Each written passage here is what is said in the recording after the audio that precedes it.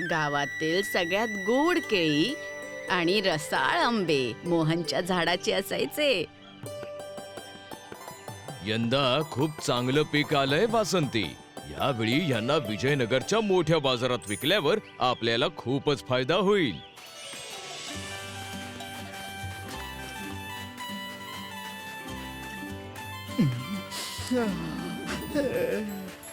काय मस्त सुगंध आहे. मला 2 नाही, किलो मला आंबे द्या. द्या. आधी मला द्या. दोन किलो. मी आधी लवकर द्या. आलोय. मला आधी द्या. कोणी 1 किलो आंबे घेतले तर कोणी 2 आणि कोणी केळी. हो, अरे च्या, तेवढ्यातच असा सुगंध आला की मोहन देखील स्वतःला थांबवू शकला नाही.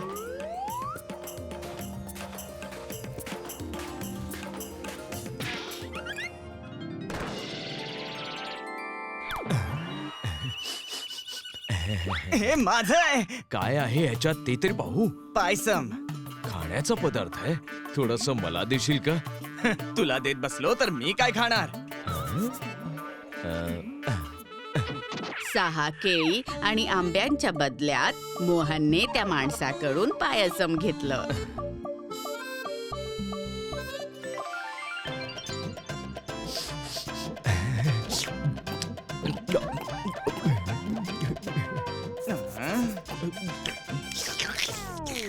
अजून आहे का? अजून हवं असेल तर स्वतः बनव ना घरात. कसं बनवतात ते?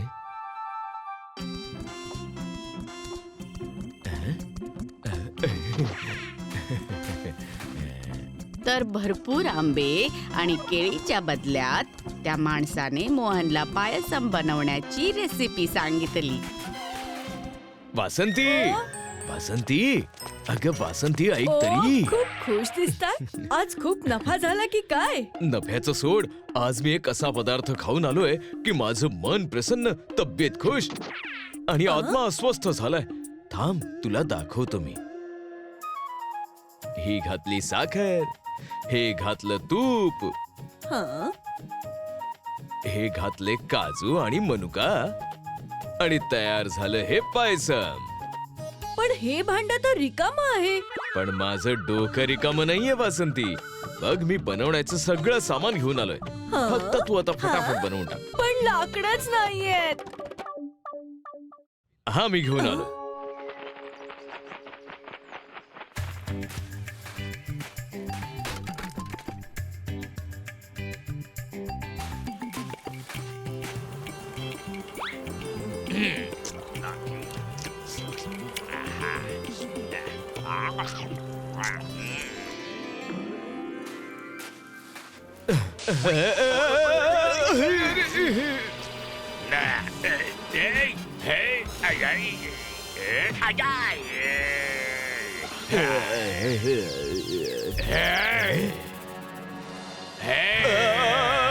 बापरे! वाचवा! अस्वल! अस्वल! वाचवा!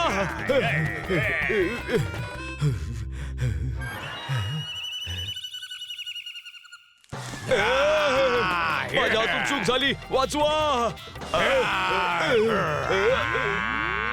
आज नाही अस्वल बुवा, आज मला जेवायचंय.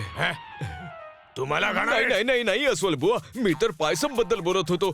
सगळी चूक माझीच आहे. मी पायसम खाण्याबद्दल विचारच केला नसता तर जंगलात लाकडं घ्यायला आलोच नसतो आणि पाय घसरून पडलो नसतो आणि तुम्हाला दुखापत देखील झाली नसती. माझं पायसम खाण्याचं स्वप्न स्वप्नच राहणार वाटतं. पायसम? हे पायसम काय सरे? पायसम, पायसमची चव. वा वा वा वा वा वा. पायसमचा सुगंध. म्वा! ज्याने पायसम नाही खाल्लं त्याने काय खाल्लं? हे बोलणार अस्वल अस्सल खवय्या होता. पायसम मला पण खायचंय. मला खायला घालशील ना? मात्र त्यासाठी आणखी लाकडं लागतील. पायसमचा भाग 100, 200 तुला हवी तेवढी लाकडं आणून देईन मी. नाही नाही नाही, फक्त 500 पुरुषी होतील. इतकी लाकडं तर महिनाभर पण पुरतील. ठरलं तर मग. काय? अस्वल?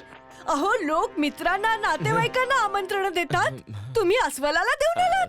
ओहो हो, बिचारी वासंती तरी काय करणार, लागली कामाला पाहुण्यांकरिता पायसम बनवण्यासाठी.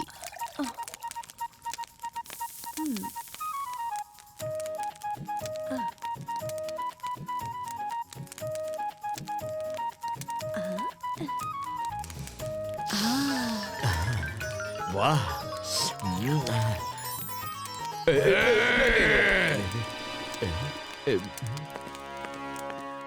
पायसम तयार होतं. आता फक्त पाहुण्याची वाट पाहायची होती. पायसमचा सुगंध तर इथवर येतोय, मला तर राहवतच नाहीये. आपण थोडस चाखून बघूया का? हो हो, थोडस चाखून बघूया.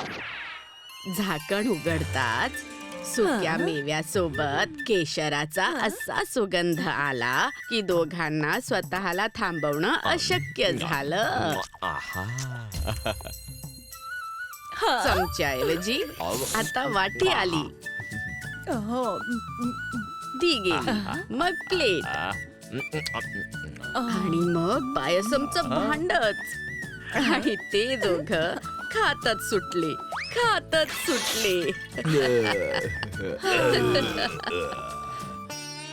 वा. अगं आपण तर सगळं पायसम संपवलंय, आता काय करायचं आपण? अस्वलाला काय माहिती पायसमची चव. असा विचार करून त्यांनी दुधात पाणी मिसळून उरलेले मूठभर तांदूळ घातले. आता तो जो पदार्थ होता तो तयार झाला होता. दोघांनी विचार केला की जर ते घरातच नसले तर पदार्थ आवडो किंवा न आवडो, अस्वल त्यांचं काय करू शकणार होतं.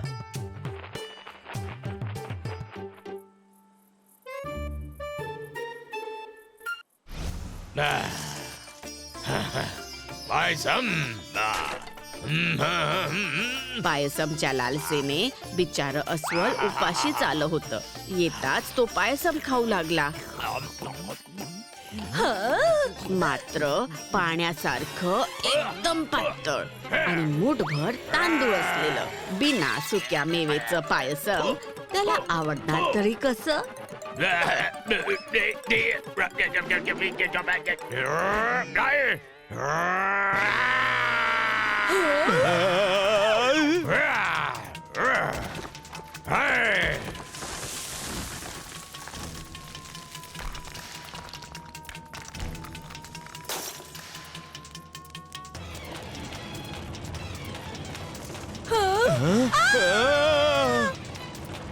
पळून कुठे जाशील?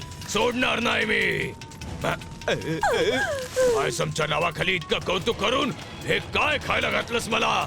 एकदा माझ्या तावडीत सापडलास तर सोडणार नाही मी. आपलं घर.